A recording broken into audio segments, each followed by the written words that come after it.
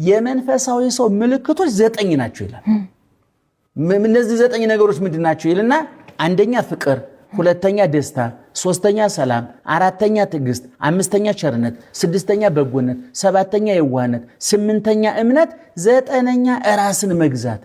እነዚህ 9 የአንድ መንፈሳዊ ሰው ምልክቶች ናቸው። አንድ ክርስቲያን በምን ይለያል ከሌላው ሲባል በፍቅሩ፣ በደስታው፣ በሰላሙ፣ በትዕግስቱ፣ በቸርነቱ፣ በበጎ ሕሊናው፣ በየዋህነቱ፣ በእምነቱ ራሱን በመግዛቱ ከሌሎቹ ይለያል። ስለዚህ የጾም የጸሎት የነዚህ ሁሉ ዓላማ የሰውን ሕሊና የሰውን አእምሮ ማጽዳት ማስተካከል፣ የሰከነ ሕሊና የሰከነ ማህበረሰብ የሰከነ ፍረ የሰከነ ጤና የሰከነ ምኝታ።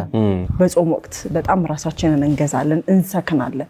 ግን ጾም ወቅት ብቻ መሆን የለበትም ብዬ አስባለሁ። እንደ ሰው ልጅ እንደ ክርስቲያን ሁሌ መቀጠል ያለበት ነገር ነው እና ሰው ከጾም በኋላ ምን ይምሳል የሚለው እናንሳና እናጠቃለን። በጣም ጥሩ። እንግዲህ ምንድነው በመጀመሪያ ደረጃ ስለ እግዚአብሔር ያለን ግንዛቤ ይወስነዋል። ይሄን አንዳንድ ሰዎች እግዚአብሔር የዛ ትውልድ አምላክ የዚህ ትውልድ አምላክ የዚህ ሰዓት አምላክ የዛ ሰዓት አምላክ በሆነ ሰዓት ረፍት ወስዶ ነገሮችን በማይቆጣጠር የሆነ ሰዓት ደግሞ አተኩሮ የሚያይ የሚመስላቸው ሰዎች አሉ። እግዚአብሔር የዘወትር ልብስ ነው፣ የክት ልብስ አይደለም። ልበሱ ክርስቶስ ልበሱት ይላል ቅዱስ ጳውሎስ። የዘወትር ልብስ ማለት ነው። አሁን የክት ልብስ የምንላቸው ልብሶች አሉ አይደለም? ከሳጥን በአመት ወይም በሁለት ዓመት ለዝግጅት የምናወጣቸው ልብሶች አሉ። ክርስትና ወይም በክርስትና በኩል ያገኘነው ክርስቶስ የክት ልብስ አይደለም፣ የዘወትር ልብስ ነው። እርቃን ሸፋኝ ነው። ሰዎች ሊያዩት የማይገባውን ገመናሽን ሁሉ ከቶ የያዘ የቀራንዮ ላይ የተሰፋ በድንግል ማርያም ማህፀን የተዘጋጀ ቀራንዮ ላይ ልብስነቱን ያሳየ ተራቁቶ ያለበሰ ቆስሎ የፈወሰ ራሱ ወደ ባዶነት መቶ እኛን ወደ ምልአት የወሰደ ክርስቶስ አለ። ስለዚህ አሁን አንድ ሰው ተዘከሮ ለእግዚአብሔር በኩሉ ጊዜ እግዚአብሔር ሁሉ ጊዜ አስበው ይላል። ሁሉ ጊዜ ማለት የት ነው? በኑሮ ሁሉ ማለት ነው። ኑሮ የሚባለው ይላሉ ኪዳነ ወልድ ህይወት ወደ አማርኛ ሲተሩ ኑሮ ተብሎ ነው እንጂ በግዙ ህይወት ነው። ህይወትም ደግሞ ሃይወት ኖረ ማለት ነው። ህይወት ማለት መኖር አኗኗር ማለት ነው። ኑሮ ማለት ይላሉ ወጥቶ እስኪገቡ ተወልደው እስኪሞቱ ተሹመው እስኪሻሩ ያለው ጊዜ ነው ይላሉ። በጾም ወቅት ሰዎች ነንና በቦታ በጊዜ በሁኔታ የተወሰነንና አንዳንድ ጊዜ ለይተን የምናደርጋቸው ጊዜዎች አሉ። እንግዲህ ከዓመት እስከ ዓመት ዝምተኛ መሆን አንችልም። ከዓመት እስከ ዓመት እንደዚህ መሆን አንችልም። ነገር ግን ከዓመት እስከ ዓመት መዝለቅ ያለባቸው የጾም የፍስክ ምግቦቻችን እዛ ቀድም የተጠቀስኩት 9 ነገሮች አሉ። እኔ ባለፈው እንደውም አንድ ትምህርት አስተምሬያለሁ። የጾም የፍስክ 9 ምግቦች የሚል ቀድም የተነተንኳቸው። ፍቅር አሁን ፍቅር በግድ አንቺ ባልሽን ለመውደድ አብይ ጾም መምጣት አይጠበቅበትም።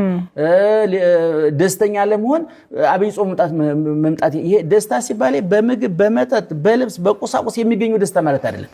ደስታ የህሊና ደስታ ወደ እግዚአብሔር ቤት እንሂድ ባሉኝ ጊዜ ኑ በእግዚአብሔር ደስ ይበለን።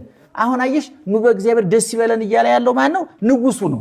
ዙፋኑ አለ፣ ሁሉ ነገር ተትረፍርፎ ያ ሁሉ ነገር አላፊ ጠፊ ረጋፊ ነው። ቋሚ ደስታ ዘላቂ ደስታ እግዚአብሔር ነው ብሎ ማመን ማለት ነው። ስለዚህ ህዝባችን እኔ በአብይ ጾም እንደውም እኔ በዚህ ወቅት የወሰደው ልምምድ ለፍስኩ ጊዜ ቢጠቀምበት የተረጋጋ የሰከነ ህይወት እንዲመራ። ምክንያቱም መንፈሳዊ ህይወት ለቤትም ለቢሮም ለንግድም ይጠቅማል። አሁን እኛ ዳግም ምጽአት ነው የሚባለው ይሄ አሁን ደብረ ዘይት ላይ የምናስበው ማለት ነው። ዳግም ምጽአት ሁለተኛ መምጣት ማለት ነው። ክርስቶስ ከዚህ በፊት መጥቶ ነበረ፣ አሁን ሁለተኛ ይመጣል። የመጀመሪያው አመጣጡ ለማዳን ነው። ሁለተኛ አመጣጡ ለመፍረድ ነው። ሁለተኛው አመጣጡ በመጀመሪያው አመጣጡ የተዘራው ለማጨድና ምርቱን ግርዱን ለመለየት ነው። እንክርዳዶች አሉ ወደ እሳት የሚጣሉ፣ ስንዴዎች አሉ ወደ ጎተራ የሚገቡ። ስለዚህ ጻድቃንን በቀኝ ኃጥአንን በግራ ያቆማለሁ፣ ወደ ዘላለም ሕይወትና ወደ ዘላለም ሞት እሸኛለሁ ብሎ በተናገረው መሰረት የክርስቶስ ዳግመኛ መምጣት ለጥያቄዎቻችን ሁሉ መልስ የሰጠ ነው። ዓለም ላይ ለሚፈጠሩ ችግሮች በተባበሩት መንግስታት፣ በአፍሪካ ህብረት፣ በአውሮፓ ህብረት የተደረጉ ውይይቶች መፍትሄ ማምጣት አልቻሉም።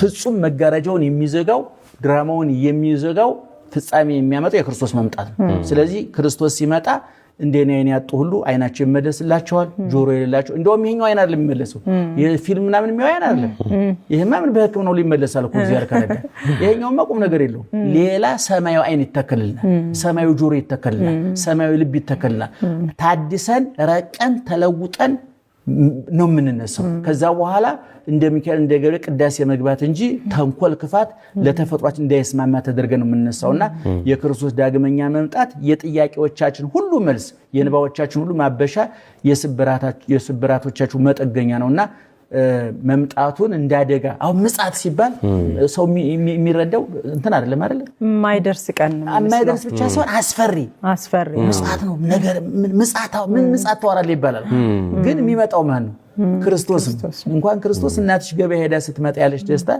ምናልባት ሸንኮራና ከረሜላ ብታመጣ እኮ ነው አይደል እግዚአብሔር ግን ራሱን ይዞ መንግስተ ሰማያት ይዞ ነው የሚመጣውና በደስታ ተዘጋጅተን እንጠብቀው ለማለት ነው